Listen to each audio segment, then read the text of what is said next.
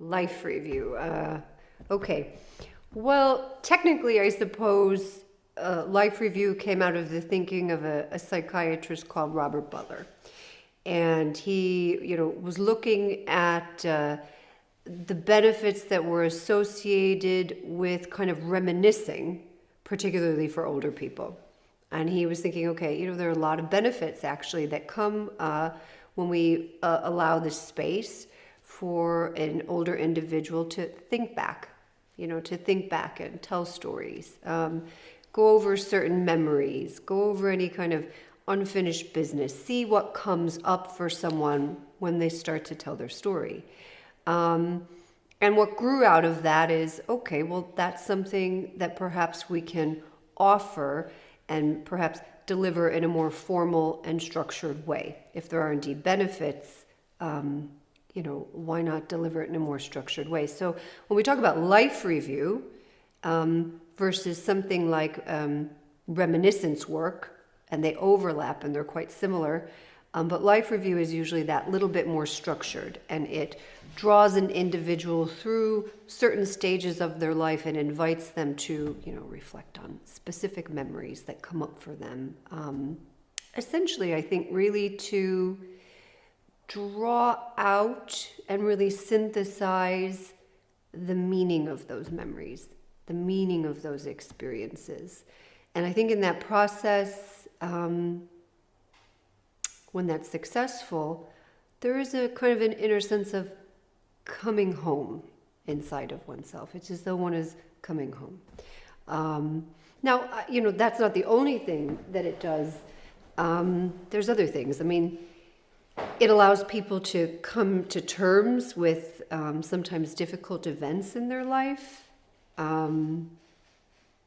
It allows people to savor really wonderful moments and relive them and re-experience them and feel them.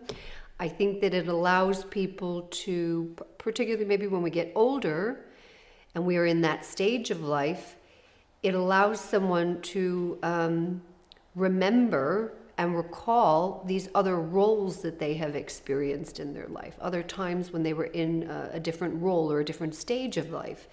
And I think what really comes from that is, we know what comes is lower depression and lower anxiety. And of course, that's wonderful. But I think what also comes from that I see that's really important is a sense of empowerment.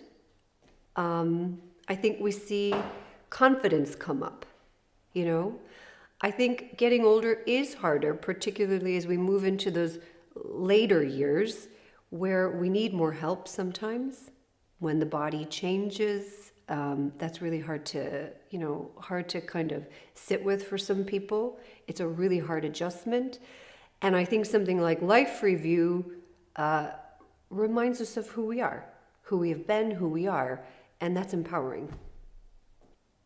So something like life review, if it was delivered formally, you can see that happening in care settings, nursing homes, with psychiatrists or psychotherapists.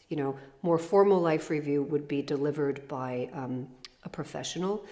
But I think we should be thinking a lot about the informal life review that's going on all around us, in homes, in hairdressers, day-to-day experiences, coffee shops, elevators sometimes. I mean, we're all doing life review at one level or another. We're all recalling memories. We're all telling stories.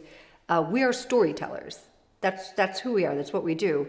And, a lot of people who deliver life review like to remind us that it's not just older people that need it and that do it. I think maybe the need to do it might feel that bit more pronounced or, more compelling as we get older. But we're all doing this informally all of the time. And I mean, therapy in general, what is therapy in general? It's life review, And what is that? Well, it's the telling our story, trying to make sense of them, trying to find the meaning in them. And, I think a good way to think about all of this really is imagine that you have been on a really long trip.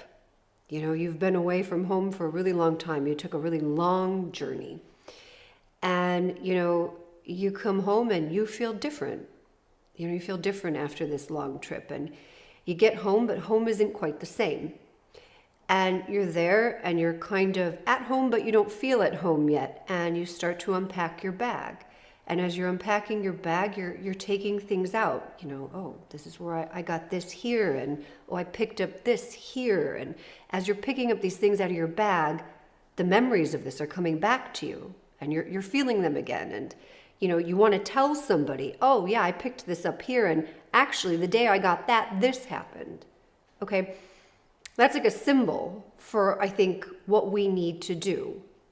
We need to go over memories, tell stories, and really pull out the meaning and kind of hold on to it. And we need to do that in the presence of others, I think.